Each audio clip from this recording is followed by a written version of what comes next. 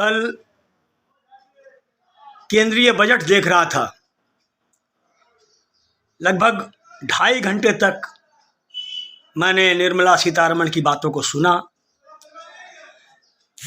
केंद्रीय वित्त मंत्री निर्मला सीतारमण ने बुधवार यानी कि कल देश का आम बजट पेश कर दिया। न केवल देश बल्कि पूरी दुनिया की नज़र इस बजट पर टिकी थी, क्योंकि जब पूरी दुनिया में मंदी की आशंका है तब केवल भारत से ही उम्मीद है कि वह तेजी से विकास करेगा। इतनी बड़ी अर्थव्यवस्था की विकास दर से ही वैश्विक अर्थव्यवस्था को कुछ राहत मिलेगी। बजट में वित्त मंत्री ने अनेक घोषणाएं की।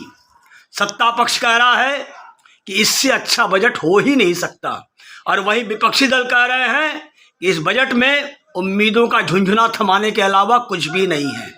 लोकसभा में कांग्रेस दल के नेता अधीर रंजन चौधरी ने तो यहाँ तक कह डाला कि 1 घंटे से बोल रही हैं आप, कुछ काम की बात तो बोल दीजिए। बजट भले ही पूरा देश टकटकी लगाकर देखता सुनता हो, अधिकांश लोगों को बजट की अधिकांश चीजें समझ में ही नहीं आती। इस बजट में भी वही हुआ। वित्त मंत्री जब बजट की बातें बता रही थी तो अधिकांश योजनाएं ऐसी थी जिनका आम आदमी से सीधा कोई लेना देना नहीं है, किंतु उनकी एक घोषणा से पूरे देश का दिल उछल पड़ा। यह घोषणा थी वेतन भोगी कर्मचारियों के लिए आयकर छूट बढ़ाकर 7 लाख रुपए की जा रही है। यह घोषणा ही ऐसी थी कि कर्मचारी वर्ग खुश हो गया। उसे लगा अरे वाह, अब तक 2.5 लाख रुपए तक आयकर छूट थी, अब सीधे 7 लाख रुपए हो गए। किंतु उससे अगले एक वाक्य में निर्मला सीतारमण ने इस सारी खुशी को छू मंतर कर डाला। यह वाक्य था, यह छूट केवल नई आयकर व्यवस्था पर लागू होगी, पुरानी पर नहीं। नई आयकर व्यवस्था मतलब जिसमें आपकी बचत, आवास ऋण पर चुकाए गए ब्याज, बीमा पॉलिसी के लिए किए गए प्रीमियम भुगतान आदि की कोई छूट नहीं मिलती।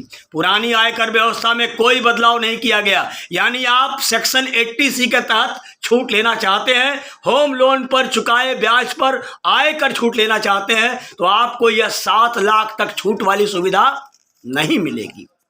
अन्य ढेरों घोषणाएं भी वित्त मंत्री ने की, किंतु उनमें भी आम आदमी पर मार वाली चीजें ही अधिक नजर आई, जैसे सोने चांदी के उत्पादों को महंगा करने की घोषणा।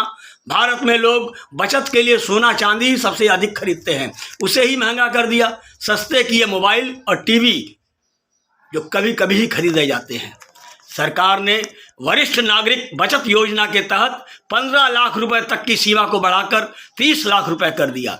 यह घोषणा तो अच्छी है, किंतु मध्यम वर्ग में ऐसे बुजुर्ग हैं जो कितने 15 लाख रुपए की बचत कर पाते हैं। मासिक आय खाता योजना के तहत मौजूदा 4.5 लाख की सीमा को बढ़ाकर 9 लाख रुपया किया जाएगा। यह अच्छी घोषणा है।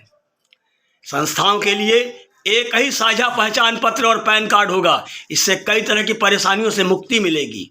महिला सम्मान बचत पत्र जारी किए जाएंगे, जिनकी मियाद 2 साल के लिए होगी, और इनके तहत किसी महिला या बालिका के नाम से 2 साल के लिए 2 लाख रुपए जमा करवाए जा सकेंगे। सूक्ष्म, लघु और मध्यम उद्योगों के लिए अच्छी घोषणा की गई है। कोरोना महामारी में उनकी जब्त की गई 95% राशि वापस कर जाएगी, और साथ ही ऊर्जा क्षेत्र में 35,000 करोड़ रुपए के निवेश और प्रधानमंत्री कौशल विकास योजना 4.0 की शुरुआत की घोषणा बहुत ही अच्छी है। न आयकर में राहत दी गई, न कैपिटल गेन टैक्स में, न कॉरपोरेट टैक्स को घटाया गया। जो योजनाएं घोषणा की गई हैं वे मूलतः नए उद्योग पैदा करने की दिशा में हैं। देश के लिए इसे भविष्य को ध्यान में रखकर बनाया गया बजट कहा जा सकता है, किंतु सबसे अधिक टैक्स चुकाने वाले मध्यम वर्ग इससे पूरी तरह से खाली हाथ हो गया है। मध्यम वर्ग को आगे बढ़ाए बिना देश कितना आगे बढ़ेगा ये तो भविष्य में ही पता चलेगा।